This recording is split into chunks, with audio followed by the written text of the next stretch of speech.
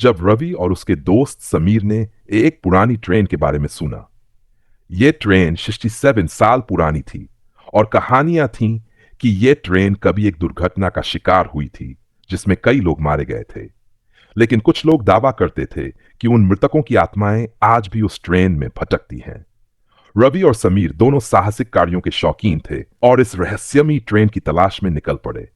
वह ट्रेन जो शहर के बाहर पुराने रेलवे स्टेशन पर खड़ी थी, अक्सर रात के समय वहां दिखाई देती थी। लोगों का कहना था कि वह ट्रेन अब सिर्फ रात को ही आती है और अगर आप उसके अंदर चढ़ गए तो आपको कभी वापस नहीं लौटना होता। रवि और समीर ने एक रात इस ट्रेन की तलाश की और पुरानी रेलवे लाइन के किनारे पहुंच गए। स्टेशन पर अजीब सी चुप थी, जैसे कुछ गलत हो। अचानक एक हल्की सी आवाज आई और दूर से ट्रेन की लाइट दिखाई दी।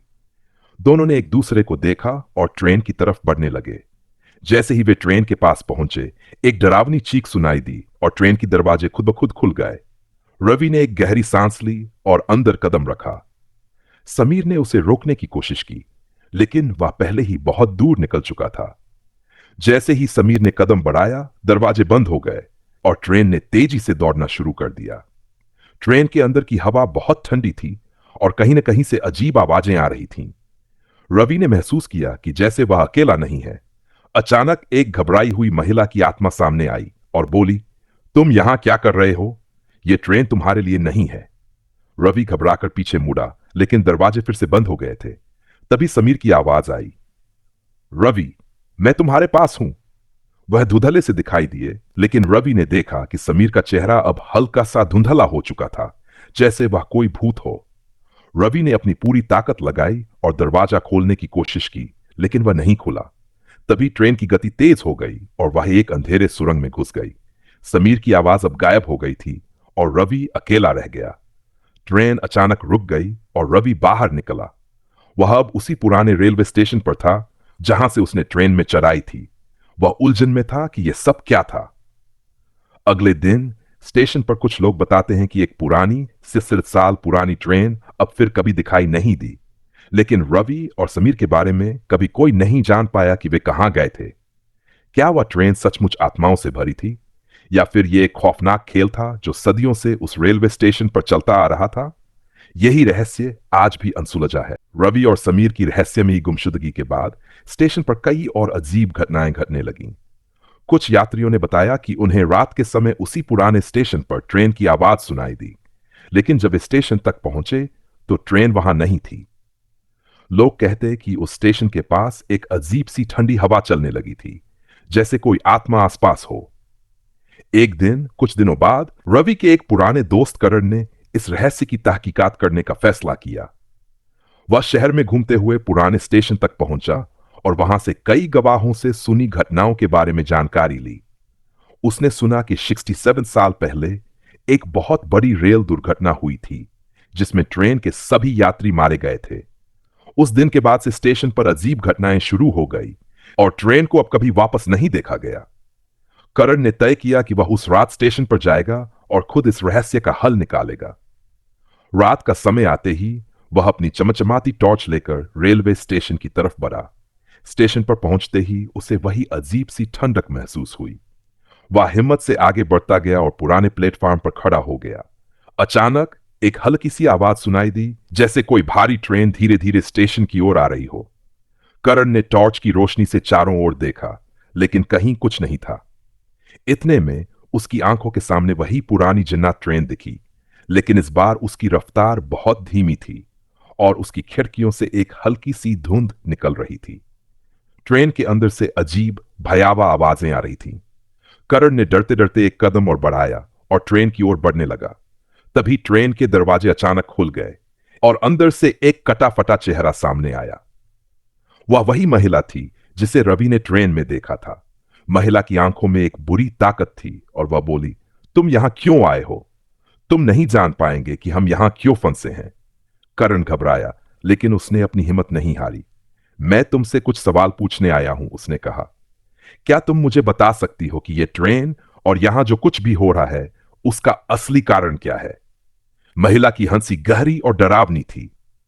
तुम्हें इसका जवाब कभी नहीं मिलेगा, उसने कहा, क्योंकि जो यहां चलता है वह कभी नहीं लौटता। इतना कहकर महिला अचानक गायब हो गई और ट्रेन एक तेज शोर के साथ फिर से दौड़ने लगी। कर्ण ने डर के मारे कदम वापस खींचे, लेकिन उसे महसूस हुआ कि उसकी टॉर्च की रोशनी अब उतनी साफ नहीं थी। आखिरकार जब ट्रेन फिर से गायब हो गई तो कर्ण वहां से जल्दी से भाग निकला और शहर लौट आया। अगले दिन जब उसने सबको अपनी कहानी सुनाई तो किसी ने उसकी बातों पर विश्वास नहीं किया, लेकिन वह जानता था कि जो कुछ उसने देखा और अनुभव किया वह किसी खौफनाक सपने से भी अधिक था।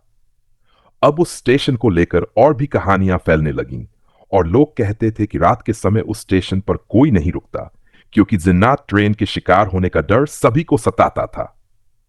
6 साल पुरानी जिन्नात ट्रेन की रहस्यमयी मौजूदगी अब भी अनसुलझी थी और शायद कभी नहीं सुलझेगी। विशाल के बाद जिन्नात ट्रेन की कहानी शहर भर में आग की तरह फैल गई। लोग अब उस रेलवे स्टेशन की तरफ जाने से कतराने लगे थे, लेकिन कुछ और साहसी लोग जिन्हें इस रहस्य से दिलचस्पी थी इस ट्रेन के बारे में और जानने की कोशिश करने लगे। उनमें से एक था आर्यन। वह एक जिज्ञासु और साहसी युवक था जो रहस्यों को सुलझाने का शौकीन था। वह जानता था कि जिन्नात ट्रेन के बारे में जो कुछ भी सुना जा रहा था वह आधे अधूरे सच थे, और उसने तय किया कि वह इस ट्रेन के रहस्य को पूरी तरह से उजागर करेगा। आर्यन ने स्टेशन के आसपास के पुराने रिकॉर्ड्स को खंगालना शुरू किया और पाया कि जिन्नात ट्रेन का कोई भी आधिकारिक विवरण रेलवे के रिकॉर्ड्स में नहीं था। लेकिन एक पुरानी किताब में उसने कुछ अजीब जानकारी पढ़ी। किताब के अनुसार इस ट्रेन के बारे में जो अजीब घटनाएं घट रही थीं, उनका संबंध एक पुराने काले जादू से था जिसे कुछ लोग काला रेल मंत्र कहते थे। यह मंत्र बहुत पुराना था और माना जाता था कि ट्रेन के दुर्घटनाग्रस्त होने के बाद उस मंत्र का प्रभाव ट्रेन में फंस गई आत्माओं पर पड़ा था। वे आत्माएं अब हर रात उस ट्रेन में सवार हो जाती थीं और नई आत्माओं को भी खींच लाती थीं।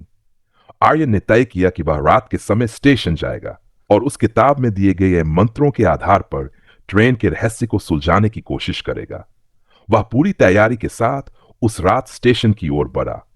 जैसे ही वह स्टेशन पर पहुंचा, उसकी नजरें पुरानी जिन्नात ट्रेन पर पड़ी, जो जैसे हर रात की तरह खड़ी थी और इंतजार कर रही थी। आर्यन ने अपने साथ लाए गए सामान से कुछ ताबीज और बर्तन निकाले और ट्रेन के पास जाकर उन्हें अपनी रक्षा के लिए लगाने की कोशिश की। तभी अचानक ट्रेन का दरवाजा खुल गया और एक अजीब सी ठंडी हवा चलने लगी। आर्यन ने डरते हुए कदम बढ़ाए और ट्रेन में चढ़ गया। इस बार वह जानता था कि अगर उसने कोई गलती की तो वह भी उन आत्माओं के साथ फंस जाएगा। ट्रेन के अंदर घुसते ही वही अजीब सी धुंध और डरावनी आवाजें उसे सुनाई देने लगीं। लेकिन इस बार आर्यन ने खुद को संभाला और अपने मन में वही मंत्र दोहराने लगा जो किताब में लिखा था। अचानक एक जबरदस्त शोर हुआ और ट्रेन की गति धीमी पड़ने लगी। आर्यन ने महसूस किया कि कुछ बदल रहा था और उसने पूरी तरह से मंत्र का जाप करना जारी रखा। तभी वही महिला जिसने रवि, समीर और विशाल को देखा था सामने आ गई। तुम इसे नहीं समझ सकते, वह बोली। यह ट्रेन अब तुम्हारी भी है, तुम भी अब हमारी तरह हो। आर्यन ने साहस से कहा, नहीं, मैं इस ट्रेन को रोक सकता हूं, तुम्हें यह बंधन छोड़ना होगा। महिला हंसी और बोली, यह बंधन तुम्हारे लिए नहीं है, यह पूरी दुनिया के लिए है। जब तक यह ट्रेन चलती रहेगी हमारी आत्माएं इसी में सवार रहेंगी। आर्यन ने अपनी पूरी ताकत लगाई और मंत्र को फिर से जोर से पढ़ा। अचानक ट्रेन की रोशनी धुंधली होने लगी और उसका शोर कम होने लगा। फिर एक भयंकर प्रकाश की चमक से ट्रेन एक पल में गायब हो गई। चारों ओर एक अजीब सी शांति छा गई और आर्यन ने महसूस किया कि वह अब अकेला था, पुराने स्टेशन पर खड़ा हुआ था। अगले दिन रेलवे अधिकारियों और पुलिस ने जब स्टेशन का दौरा किया तो उन्होंने पाया कि रेलवे ट्रैक पर कोई भी गाड़ी नहीं चली थी। जिस जगह जिन्नात ट्रेन खड़ी रहती थी वहां अब कोई निशान नहीं था। वह स्टेशन अब फिर से शांत था और लोग कहते थे कि अब वह ट्रेन कभी नहीं लौटेगी। लेकिन कुछ लोग यह भी कहते हैं कि जिन्नात ट्रेन का रहस्य कभी खत्म नहीं होता।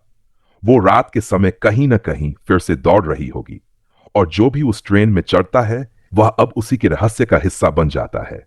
और इस तरह 67 साल पुरानी जिन्नात ट्रेन का रहस्य अभी भी अनसुलझा और डरा देने वाला बना हुआ है। समय बीता गया और जिन्नात ट्रेन का रहस्य धीरे धीरे लोगों की यादों से धुंधला होने लगा।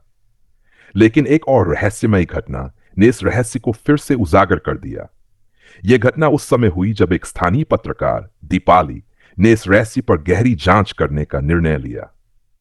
दीपाली ने सुनी थी कि जिन्नात ट्रेन को लेकर कुछ खौफनाक और अजीब घटनाएं अभी भी घटित हो रही थी और उसे यह जानने का था कि क्या वाकई ट्रेन का रहस्य कभी खत्म हो गया है। दीपाली ने अपनी पूरी टीम के साथ पुराने रेलवे स्टेशन पर पहुंचने का फैसला किया। वह जानती थी कि कोई भी सामान्य व्यक्ति इस रहस्य को समझने की कोशिश करता है तो वह ट्रेन की ताकत का शिकार हो सकता है, लेकिन दीपाली को लगा कि वह कुछ महत्वपूर्ण साक्ष्य इकट्ठा कर सकती है। जब वह और उसकी टीम स्टेशन पहुंचे तो कुछ अजीब सा महसूस हुआ। रेलवे स्टेशन के आसपास की हवा में एक अजीब सी गूंज थी, जैसे कुछ रहस्यमयी घटने वाला हो। दीपाली और उसकी टीम ने वहां रात बिताने का निश्चय किया। रात होते ही अचानक स्टेशन पर वही पुरानी ट्रेन दिखाई दी। वह ट्रेन जो कभी गायब हो गई थी अब फिर से वहां खड़ी थी और इस बार उसके आसपास कुछ विचित्र सी लाइट्स और धुंध थी। दीपाली ने अपनी टीम से कहा कि वे ट्रेन के पास जाएं और इसे रिकॉर्ड करें ताकि यह रहस्य सुलझ सके। लेकिन जैसे ही उन्होंने ट्रेन के पास कदम बढ़ाए, उनकी कैमरे की लाइटें अचानक बंद हो गई और स्टेशन के चारों ओर एक अजीब सा सन्नाटा छा गया।